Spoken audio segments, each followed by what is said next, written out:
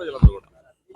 వీళ్ళేమో red book ఎప్పుడు తీయాలా, జోగి రమేష్ ని ఎప్పుడు ఇబ్బంది పెట్టాలా, జోగి రమేష్ కాకపోతే జోగి రమేష్ కుటుంబ సభ్యుల్ని, నా కొడుకుని ఈ పాటికే అక్రమ కేసులు అభం శుభం తెలియని అసలు ఆ కేసులు ఏంటి, ఎగిరిగోళ్ళు ఏంటి, ఎగిరిగోళ్ళు అటాచ్మెంట్ లో ఉన్న స్థలాలు రిజిస్ట్రేషన్ అవుతాయా?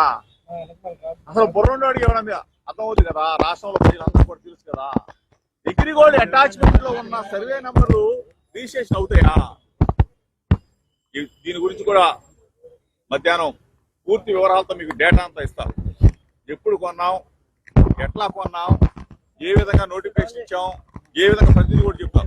కానీ ఈరోజు చంద్రబాబు నాయుడు గారి ఇంటి మీదకి వెళ్ళిన సందర్భంగా దాని గురించి ఎంక్వైరీకి రమ్మని చెప్పారు. దాని గురించి సహకరించడానికి వచ్చాను. తప్పనిసరిగా ఏ క్వశ్చన్లు అడిగినా, ఏది అడిగినా ప్రభుత్వానికి అంటే పోలీస్ అధికారులకు పూర్తి సహకారం అందిస్తాం.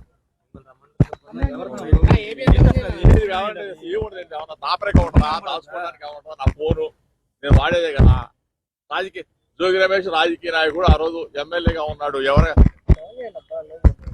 పాత్రికేయులతో మాట్లాడతా, ఫోన్లో రాజకీయ నాయకులతో మాట్లాడతా, నా అనుచరులతో మాట్లాడతా, పోలీసు అందరితో మాట్లాడతాం కదా. ఇందులో దాపరికం ఏమనుంటుందా?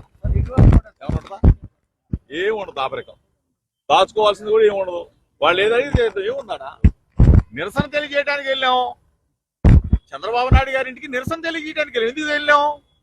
అయ్యన్న పాత్రుడు అనే వ్యక్తి జగన్మోహన్ రెడ్డి గారు, ఆనాటి ముఖ్యమంత్రి జగన్మోహన్ రెడ్డి గారిని ఉద్దేశించి అమ్మనాబూతులు, అమ్మల అంటే నాకు అసభ్యంగా సభ్య సమాజం తలదించుకునే విధంగా మాట్లాడిన భాషకి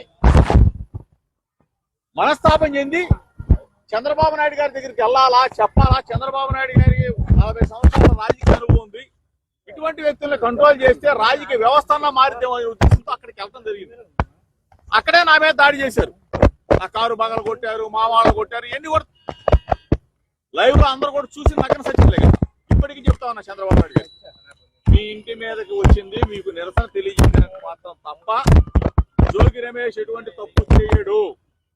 నిరసన తెలియజేస్తే మీ మనసు మారితే, మీరు చెప్తా ఉంటారు కదా నాకు 40 సంవత్సరాల రాజకీయ అనుభవం ఉందని చెప్పేసి. ఆ 40 సంవత్సరాల రాజకీయ అనుభవంలో అయ్యన్న పాత్ర లాంటి వాళ్ళని కొంచెం అన్నా కానీ బుద్ధి చెప్తారేమో అని చెప్పేసి వచ్చాం తప్ప మీ మీద దాడులతో లేకపోతే గోండాయిజం ఎప్పుడు అటువంటిది జోగి రమేష్ చరిత్రలో లేదు, ఉండదో, ఉండబోదు.